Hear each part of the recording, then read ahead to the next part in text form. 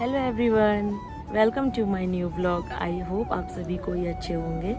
वैसे तो मैं ऐसा रिकॉर्ड करना चाहती थी कि welcome to my first vlog, but ये मेरा फर्स्ट व्लॉग नहीं है। ये जो आवाज़ आ रही है ना, इसकी वजह से मैं रुक रुक करके रिकॉर्ड कर रही हूँ। घर का कंस्ट्रक्शन चल रहा है, तो फिर इस वजह से जो टाइल्स वगैरह कट रही है ना, ये उसके साउंड आ रहे हैं, तो रुक रुक करके वीडियो रिकॉर्ड करना पड़ रहा है। हमेशा ऐसा सोचते हैं कि आज वीडियो बनाएंगे, आज वीडियो बनाएंगे, आज वीडियो बनाएंगे, पर वो वाली फीलिंग भी आनी चाहिए ना कि हाँ चलो अब वीडियो बनाते हैं। तो वो वाली फीलिंग अभी आ रही थी, इस वजह से मैं रिकॉर्ड करने के लिए टेरेस पे आ गई हूँ। मैं आपको ये बता रही थी कि मैंने कुछ वीडियोस अपलोड किए हैं, वो रिकॉर्डेड वीडियोस हैं जो मैंने छोटे छोटे क्लिप्स कलेक्ट करके रखे हुए थे लास्ट ईयर से। तो फिर वो मैंने कुछ वॉइस ओवर दे करके अभी रिकॉर्ड किया है। तो ऐसी वाली वीडियो नहीं है जिसमें मैं लाइव रिकॉर्ड कर रही हूँ एंड आज या कल की डेट में जो कुछ भी मतलब अपने साथ जो कुछ भी चल रहा है काम, वो सारे दिखा करके मैं उसे पोस्ट कर दूंगी। मेरे बारे में जानते नहीं भी होंगे और बहुत सारे लोग इंटरेस्टेड नहीं भी होंगे, बट एज एक जर्नी मैं शो करना चाहती हूँ। उसके पीछे का भी एक पर्पस है, वो मैं आप लोगों को बताऊँगी। So basically this video is about myself, my story, my family, my husband, my daughter and everything. So मेरा नाम अभिलाषा है, मेरे हस्बैंड का नाम जॉनसन है एंड मेरी एक छोटी सी 1 ईयर की डॉटर है जिसका नाम एरियाना है, पर हम प्यार से उसको जॉयसी बोलते हैं। तो हम लोग अभी जशपुर छत्तीसगढ़ में हैं। अभी फ़िलहाल मैं यहाँ पर हूँ। हमें मेरे पापा की सर्विस थी एंड मैं एंड मेरे हस्बैंड हम लोग रहते थे रायपुर में। रायपुर छत्तीसगढ़ का कैपिटल है। तो अभी क्या था कि लास्ट ईयर मेरी छोटी सी बेबी हुई थी, तो फिर उसे देखना, उसको मैनेज करना, ये सारी चीज़ें थी। तो फिर वो एक रीज़न था। और अभी पापा यहाँ पे घर बना रहे हैं। आ रही है कटिंग की आवाज़ आ रही है, वेट करते हैं इसे स्टॉप होने का। वहाँ पे पापा की जॉब थी, तो फिर हम सभी लोग वहीं पे रहते थे एंड मेरे हस्बैंड और मैं हम रायपुर में रहते थे। रायपुर में मेरा जॉब था एंड मेरे हस्बैंड का वहीं पे काम चलता था, तो हम लोग वहीं पे थे। तो ये वीडियो बनाने वाले की जो स्टोरी है ना, वो ऐसी थी कि जब मतलब बहुत पहले से, अभी नहीं बट लास्ट ईयर से, मतलब ऐसा था जब पता चला था जॉनसन और मेरे को कि मैं प्रेग्नेंट हूँ, तो मुझे जब से वीडियो बनानी थी। पर कुछ तो ऐसा होता है ना, लोग बोलते हैं कि सुनी सुनाई बात पे मतलब पता नहीं क्या है, बट उस टाइम में किसी को लोग शो नहीं करते हैं, तो कुछ वैसा था। तो फिर मैं मतलब अपने आप को रोक दी कि नहीं, अभी ऐसा वीडियोस वगैरह नहीं बनाते हैं।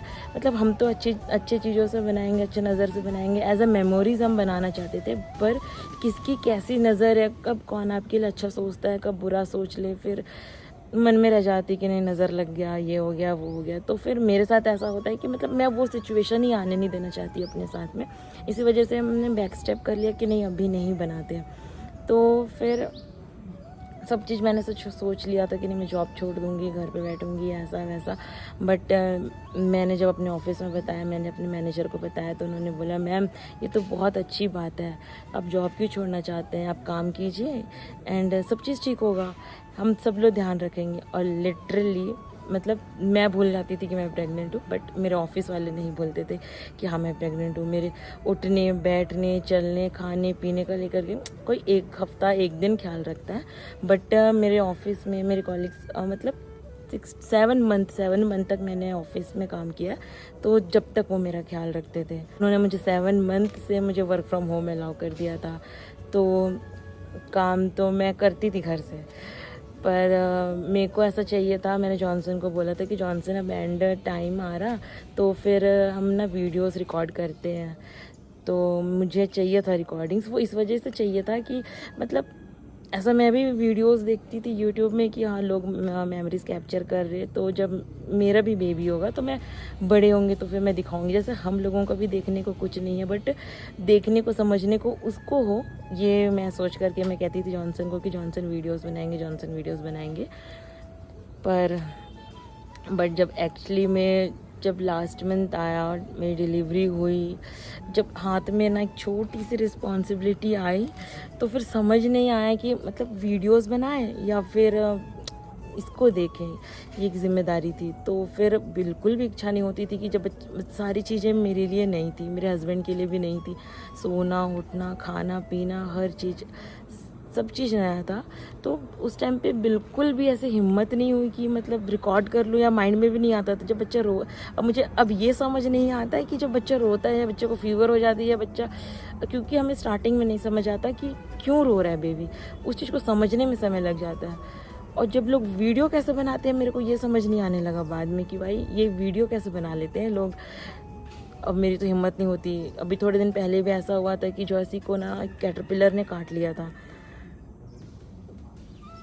तो मेरी तो हिम्मत नहीं हुई कि मैं उसकी फ़ोटो भी खींचूं, क्योंकि उसको लेकर के हम लोगों ने भागा था हॉस्पिटल। और रात को जब वो बहुत रो रही थी घर पे थे, तो फिर लग रहा था क्या करे क्या नहीं करे, तो पूरे यूट्यूब पे रिसर्च कर रहे थे कि किस चीज़ से उसको रिलीफ मिल सकती है, ये सारी चीज़ें। अब उस समय भी कुछ लोग ऐसे हैं यूट्यूबर्स जो ना मतलब कि वीडियो बना लेते हैं, वो अच्छी बात है, उनके घर पे लोग मैनेज करने वाले होंगे, बट मेरे से नहीं होती। तो पूरे 1 साल हमने ना वीडियोस नहीं बनाए, और बहुत छोटी छोटी मतलब कि वीडियोस, कुछ क्लिप्स थी मेरे पास में, तो फिर उस चीज़ की मैंने रिकॉर्डिंग की हुई थी। कुछ छोटे छोटे रिकॉर्डिंग्स थे मेरे पास में, तो उस चीज़ को कलेक्ट करके मैंने वीडियोस बनाए एंड वॉइस ओवर दे करके अपलोड कर दिया कि चलो एज अ मेमोरीज, मतलब ये तो रहेंगी अपने पास में। तो इस वजह से ये पूरा 1 साल 1 महीना 2 महीना हो गया है मेरी बेबी को। तो अब ऐसा लगता है कि हाँ, अब थोड़ी सी मतलब अब चलने लग गई है, अभी भी और ध्यान देना है उस पर, बट मुझे मेमोरीज भी तो क्रिएट करने हैं ना। तो I think this is the right time to record videos. अभी मैं काम भी कर सकती हूँ। अभी पहले मैं जॉब करती थी, तो जॉब मैंने मेरे को लग रहा है फ़ेब में छोड़ दिया था। मेरा ऑफिस बहुत सपोर्टिव था, मेरे को 7th मंथ से उन्होंने मतलब कि मुझे वर्क फ्रॉम होम अलाउ करके दिया था। मेरी डिलीवरी भी सडनली हुई थी, तो संडे को मेरी डिलीवरी हुई थी 13 अगस्त को, 14 की मैंने लीव ले ली थी एंड 15 की छुट्टी थी एंड 16 को मैं एज अ काम करने बैठ गई थी। मेरे ऑफिस में किसी को पता भी नहीं चला कि मतलब कि हाँ मेरी डिलीवरी हो गई नहीं हुई, बेबी हो गया क्या है, वो लोग को कुछ नहीं पता था। मैंने अपने मैनेजर को बताया कि अब मैं घर आ गई हूँ, मैं काम करने भी बैठ गई, मुझे समझ नहीं आ रहा मैं क्या करूँ। और मैंने लीव भी अप्लाई नहीं की थी, बट उसके बाद भी मेरे ऑफिस वालों ने मतलब कि डिलीवरी के 1 हफ्ते बाद 1 हफ्ते तक मैंने काम किया, क्योंकि मेरी डिलीवरी जो डॉक्टर के अकॉर्डिंग थी वो 30 अगस्त की थी और ये हो गई थी 15-16 डेज़ पहले। तो मेरे को सर ने बोल रखा था कि आपकी जो भी मतलब कि आप प्रोजेक्ट्स पे काम कर रहे हैं ना, उसे लाइन अप कर जाना बस दूसरों को। तो फिर मैंने ना वो चीज़ किया नहीं था, तो मैं डिलीवरी के बाद में मैंने 1 वीक काम किया, सारे प्रोजेक्ट्स लाइन अप किए, सारे जो प्रोजेक्ट्स थोड़े बहुत कंप्लीट होने का आ गए थे वो सारे मैंने कंप्लीट किया एंड देन फिर मैंने हैंड ओवर किया एंड देन मैंने लीव लिया। बट मुझे लग रहा है जैन के मंथ में फिर सर का ऐसा था कि मतलब ऑफिस को ज़रूरत थी कि मैं ऑफिस में आकर के काम करूं, तो मेरा तो फिर भी मन नहीं हुआ कि मैं अपना एक छोटा सा बच्चा को छोड़ के जाऊं। तो मुझे ऐसा लग रहा कि ना मंथ ऑफ जैन और फेब में मतलब सर का कॉल आया एंड ऐसे सर ने बोला कि ऑफिस को आपकी ज़रूरत है, तो फिर मतलब मुझे ऑफिस जा कर के काम करना पड़ेगा। तो मेरा तो बिल्कुल भी तब भी मन नहीं हुआ। सर ने बोला कि मैम अब तो आपकी बेबी 7 मंथ की हो गई है, तो अब आप आ सकते हैं। तो मेरा तो तब भी मन नहीं हुआ कि मैं अपने बच्चे को छोड़ के जाऊँ, और मेरा मन ना काम करने में भी नहीं लगता था। अब वो इस वजह से, क्योंकि मैंने पूरा काम किया था, बट क्या हुआ था कि जब दिसंबर जनवरी वगैरह में ना मेरी क्लाइंट के साथ मीटिंग चलती थी, तो मेरी मीटिंग तो चलती रहती थी बट पीछे ना वो रहती थी, तो फिर वो ना रोती थी या कुछ भी करती थी ना, तो मैं उसे पकड़ नहीं पाती थी, तो मुझे बहुत गिल्ट फील होता था। एंड फिर सडनली मैंने थोड़े दिन बाद ऐसा नोटिस किया कि वो हंसने लग गई है, तो मतलब समय ऐसा बीतता गया कि पता ही नहीं चला कि मतलब इतनी बड़ी हो गई कि अब मतलब उसके साथ में खेलो तब उसको समझ आता है, अब वो हंसने लगी है। तो मुझे बहुत बुरा लगने लगा कि मतलब कैसे मैं अब इसका हंसना रोना और ये सारी चीज़ों को ना मुझे ऐसा लगने लगा कि मैं मिस कर रही हूँ, और मुझे बहुत गिल्ट फील होने लगा कि मेरा बच्चा यहाँ पे अकेले पड़ा रहता है और मैं यहाँ पे मीटिंग्स एंड काम करते रहती हूँ। तो फिर ऐसा हुआ था कि मुझे ऐसा अंदर से आ भी रहा था कि शायद नहीं करूँगी, बट जब सर ने मुझे फाइनली ऑफिस आने को बोला फैब में, तो फिर मैंने फाइनल डिसीज़न लिया अपने हस्बैंड से बात करके कि उन्होंने बोला मैं अब नहीं कर सकती, मतलब अभी फ़िलहाल मैं नहीं छोड़ सकती। और ये भी एक ऑप्शन होता है कि अपने घर में किसी को रख लो, किसी मेड वगैरह को रख लो, तो फिर ईजी है थोड़ा सा चीज़ों को मैनेज करने में। पर उसमें भी मेरा दिमाग ज़्यादा चलने लगा कि मतलब मुझे बिलीव नहीं होता था कि हाँ ये उसकी अच्छे से देखभाल करेंगे नहीं करेंगे, मतलब मेरे को इतना ट्रस्ट किसी पे नहीं था कि मैं उसको छोड़कर उसके भरोसे छोड़ करके मैं ऑफिस जा सकूं। इस वजह से फिर मैंने बोला कि नहीं मैं नहीं छोड़ूंगी, क्योंकि ड्यूरिंग प्रेगनेंसी भी लोगों को ना 3rd पर्सन 4th पर्सन की ज़रूरत पड़ती है जब लाइक मेड एंड ऑल की। बट हमने पूरे 9 मंथ जॉनसन एंड और मैंने ना पूरा एक दूसरे का काम करते हुए, एक दूसरे को हेल्प करते हुए ना पूरा हमने 9 मंथ निकाल दिया। लाइक मुझे ऑफिस लाना ले जाना, घर के काम वगैरह ना सारी चीज़ें ना हमने डिवाइड कर लिए थे एंड दोनों ने किया। मैं ये नहीं बोलती कि मैंने किया अकेले, बट मेरे हस्बैंड भी बहुत ज़्यादा सपोर्टिव थे, उन्होंने बहुत मेरी हेल्प की है। उन्होंने मुझे 9 महीने गाड़ी चलाने नहीं दी, मुझे जहाँ जाना है ये करना है, तू जहाँ बोल मैं ले चलूँगा पर अभी नहीं चलाना। शायद कोई बोल दिया था कि नहीं अभी नहीं चलाना। मेरी बुआ एंड फूफा रहते हैं रायपुर में, उन्होंने भी बहुत सपोर्ट किया, मतलब मेंटली उन्होंने मेरे को बहुत स्ट्रॉन्ग बनाया था। और फिर सारी चीज़ें बहुत स्मूथली होती गई।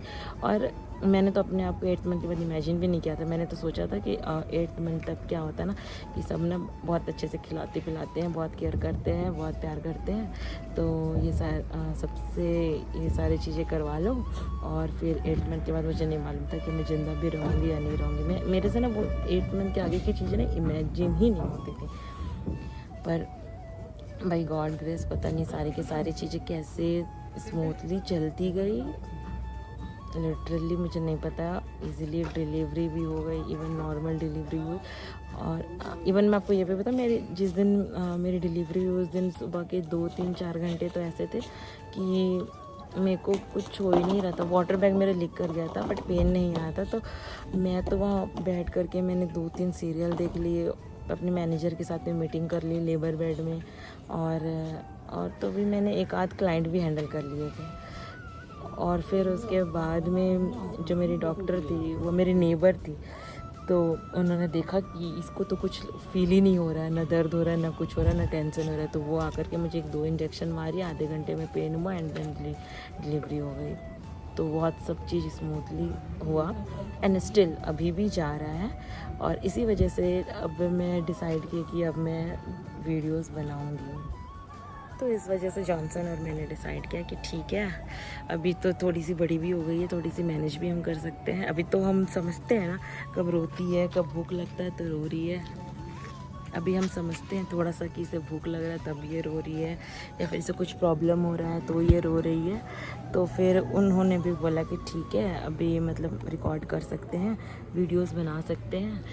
वो है एक शौक भी था, बट मेन पर्पस ये है कि मेरी डॉटर है उसके लिए मेमोरीज़ कलेक्ट करनी थी। तो अभी काम भी कम है, अभी मेरे पास में कुछ क्लाइंट्स होते हैं मार्केटिंग के, सोशल मीडिया के, तो फिर मैं वो घर से ही मैनेज कर लेती हूँ। और अभी ये मेरे पापा का घर है जहाँ पे मैं भी हूँ, तो ये कंस्ट्रक्शन पे है ये घर। हम कोशिश कर रहे हैं कि जैन तक इसका इनॉग्रेशन करवाएंगे एंड देन जनवरी के बाद में हम लोग रांची शिफ्ट हो जाएंगे। फिर से आ रही है टाइल्स कटने की। और ये पूरा वीडियो जो था ये मेरे और थोड़ा सा ब्रीफ था, मतलब कि हमारे फैमिली के बारे में। बाकी अब जॉसी क्या करती है, जॉसी कैसे करती है और हम लोग क्या करते हैं, ये सारी चीज़ें हम आपको आगे ब्लॉग में कंटिन्यू करेंगे।